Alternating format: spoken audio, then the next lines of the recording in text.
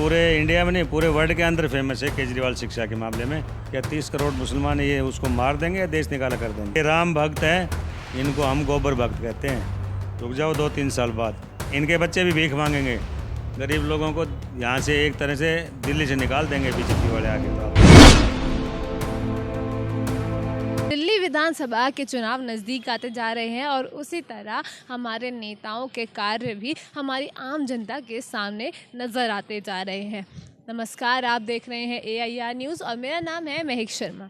तो आज मैं मौजूद हूँ बिंदापुर के DDA फ्लैट DDA एक्सटेंशन में, जहाँ पर आज मैं बात करने आई हूँ राज्यसभा सांसद के प्रतिनिधि आम आदमी पार्टी के कार्यकर्ता श्री देशराज राघव जी से कि किस तरह वे हमारी आम जनता के लिए कार्य करते आए हैं और किस तरह वे आने वाले चुनावों में भी हमारी जनता के लिए काम करते रहेंगे। वे किस तरह से अपनी रणनीतियाँ डालते रहेंगे जिससे हमारी दिल्ली का विकास होता रहे।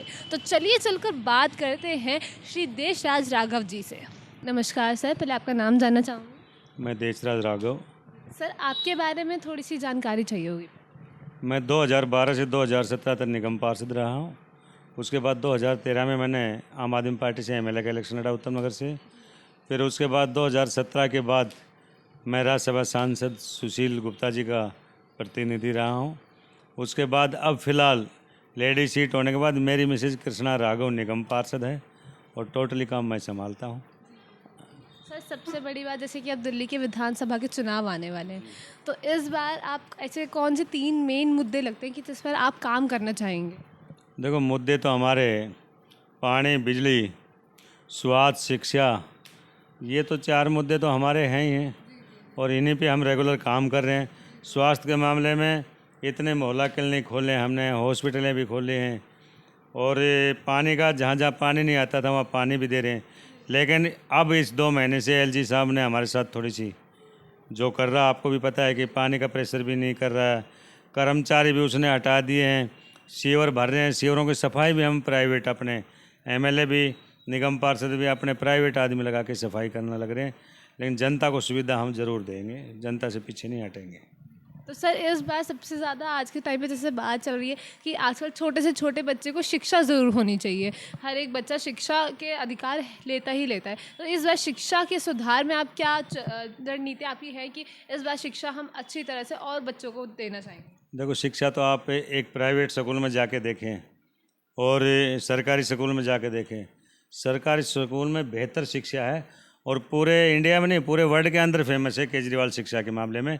और मैं आपको बताना चाहूँगा, जैसे 10वीं क्लास का बोर्ड का पेपर होता है, उसके अंदर वही पेपर प्राइवेट के वहीं पे जांच के लिए जाते हैं, वहीं सरकारी दिए जाते हैं। उसके मेन ऊपर का पेज अलग कर देते हैं, पता नहीं चलता जब जो चेक करता है सरकारी का प्राइवेट का है।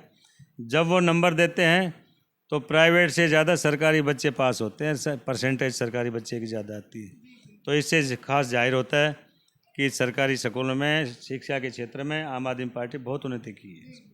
सर, एक चीज़ और है कि जैसे गंदगी आज के टाइम पे हर एक जगह पे काफ़ी ज़्यादा बढ़ती जा रही है। अगर हम रास्ते में आते जाते हैं तो कई जगह पे से कूड़े वूड़े के ढेर बने हुए हैं। बेशक हर एक जगह का एक डिस्पोजल घर बनाया जाता है, लेकिन आसपास कई एरियाओं में ऐसे है नहीं। तो इस बार जैसे चुनाव होंगे, इस बारे में क्या आप ध्यान देंगे? देखो, अब हमारे 2 साल होते आए निगम पार्षद के इलेक्शन को। अभी 1 महीने पहले कमेटियाँ गठित हुई हैं जोन के चेयरमैन की, और जो DC एरिया बैठा रखे जितने अधिकारी सब भी क्यों LG के अंडर में काम करते हैं। आपने देखा होगा बाहर रोड पे जैसे पंखा रोड है, अब साफ़ करा है इन्होंने जब से जोन में का चेयरमैन चुना गए हैं।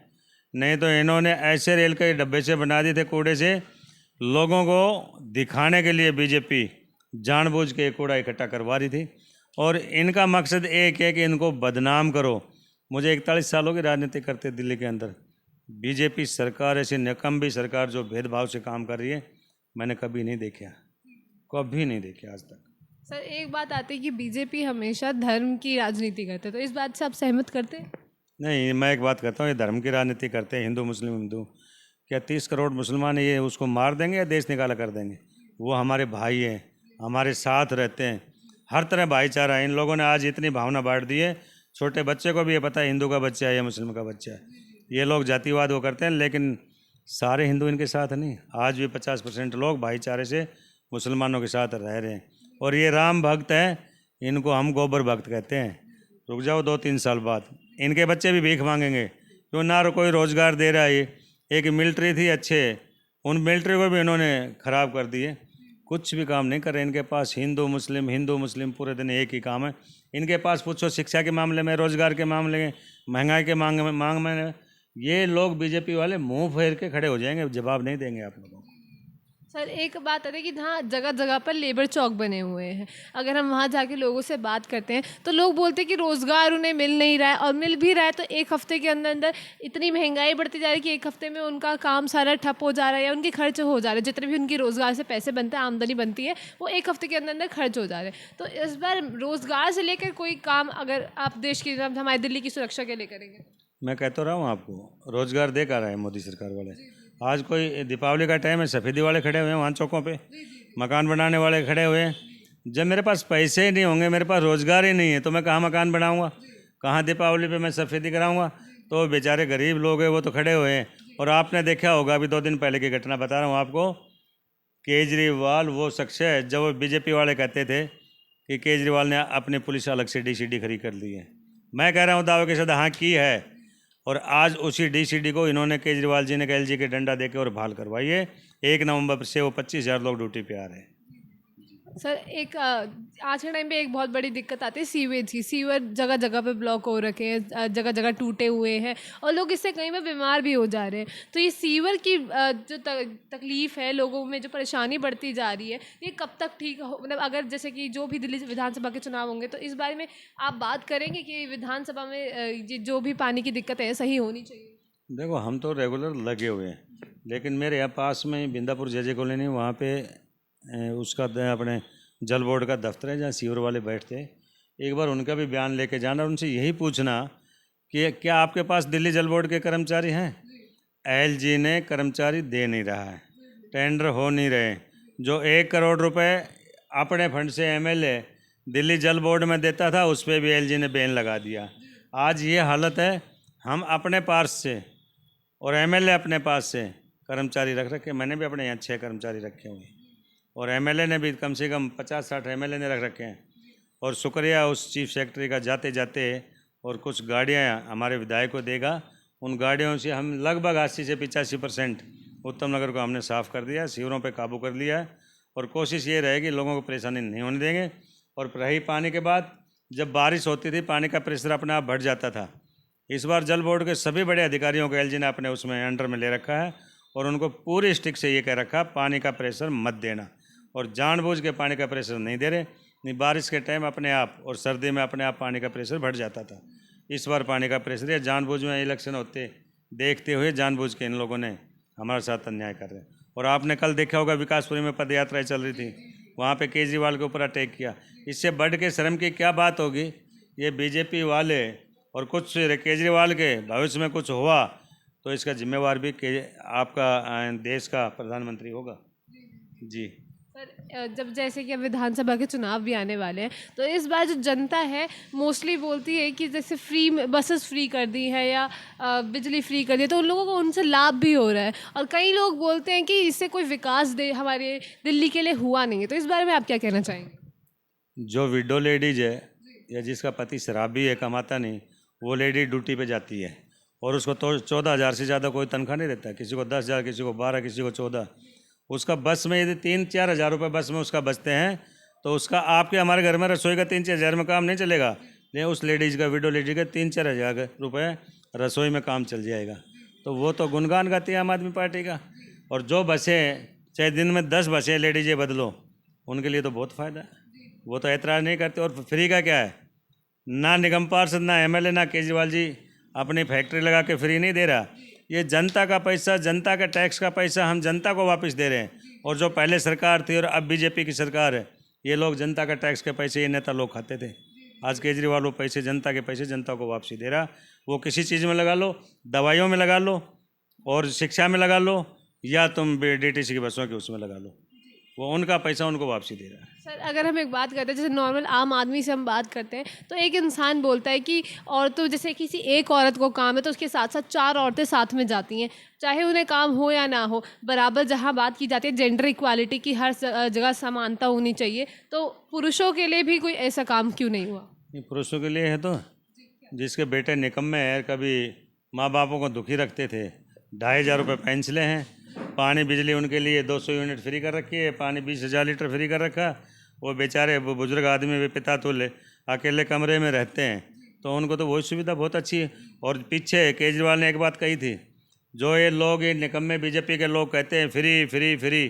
केजरीवाल ने बिजली के एक फार्म भरवाए थे और उस फार्म में ये कहा था जिसको सब्सिडी नहीं चाहिए वो फार्म नहीं भरेगा। ये निकम्मे कहते हैं कि सबसे पहले इन्होंने फार्म भरे बीजेपी वालों ने। कह रहा जब तुम सब्सिडी ले रहे तो हम क्यों नहीं लेंगे। अरे मैं कहता हूँ सब्सिडी छोड़ो, आप छोड़ो, जब इतने तुम फ्री फ्री कहते हो तो सब्सिडी आप छोड़ो ना। किसी गरीब को हम जो सब्सिडी दे रहे हैं उसकी और बढ़ा देंगे, उनके कम से कम फ़ायदा होगा।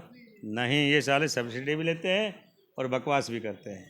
सर एक आज के टाइम पे बहुत ज़्यादा लोग बोल रहे हैं कि जैसे जैसे चुनाव पास आ रहे हैं वैसे वैसे पेंशन के नकली फॉर्म भरवाए जा रहे हैं। अभी नकली फॉर्म नहीं है, पेंसिल खोल दी गई है, हर विधायक को 1,000 पेंसिल दी गई है और श्योर हम लोगों के फार्म भर के और इस महीने जमा कर देंगे और भगवान ने चाहा तो अगले महीने इनको पेंसिल भी दे देंगे हम लोग। कोई नकली नहीं है, पेंसिल खोल दी गई है। तो इस बार जो भी दिल्ली की जनता है उससे आप क्या बात कहना चाहेंगे कि वे किस मुद्दे पे ध्यान दे करके वोट दें, सिर्फ बेकार की चीज़ों पर ध्यान ना दे करके, कि मेन जो असली दिक्कत है उन पे कौन कौन सी ऐसी दिक्कतें उन्हें लगती है कि जिस चीज़ पे उन्हें वोट देना चाहिए। देखो, जनता समझदार है, कितना भी परेशान कर लो श्योर पाने के लिए, लेकिन जनता को पता है कि एलजी जानबूझ के इलेक्शन की वजह कर रहा है। और मैं कह रहा हूँ आपको कि दिल्ली के अंदर 60+ सीटें हम लेके आ रहे हैं और हो सकता है अचंभित भी हो सकता है कि 70 की 70 भी ले आए, लेकिन 60 से कम सीटें नहीं आ रही दिल्ली के अंदर। तीसरी बार सरकार बनने जा रही है। तो आपको लगता है इस बार भाजपा या कांग्रेस जो भी सरकार है जो आम आदमी पार्टी को टक्कर देगी? मुझे तो लगता नहीं। कांग्रेस का तो नाम निशान नहीं है, एक भी सीट नहीं लेके जाएगी। वो तो ये सोच लो, उसका तो बुरा हाल है कांग्रेस का, तो वो तो सपने देख रही है। कांग्रेस तो एक भी सीट दिल्ली में लेके नहीं जाएगी। रही बीजेपी की बात, इसके पास हिंदू मुस्लिम के अलावा कुछ भी नहीं है। कोई मुद्दा नहीं है किसी प्रोग्रेस का, महंगाई का, बेरोजगारी का या कोई और काम हो, किसी उसका मुद्दा नहीं। इनके पास एक ही मुद्दा हिंदू मुस्लिम, और इनके पास कोई मुद्दा नहीं है। इसके बहकाव में इस बार लोग आएंगे नहीं, लोग समझने लग गए।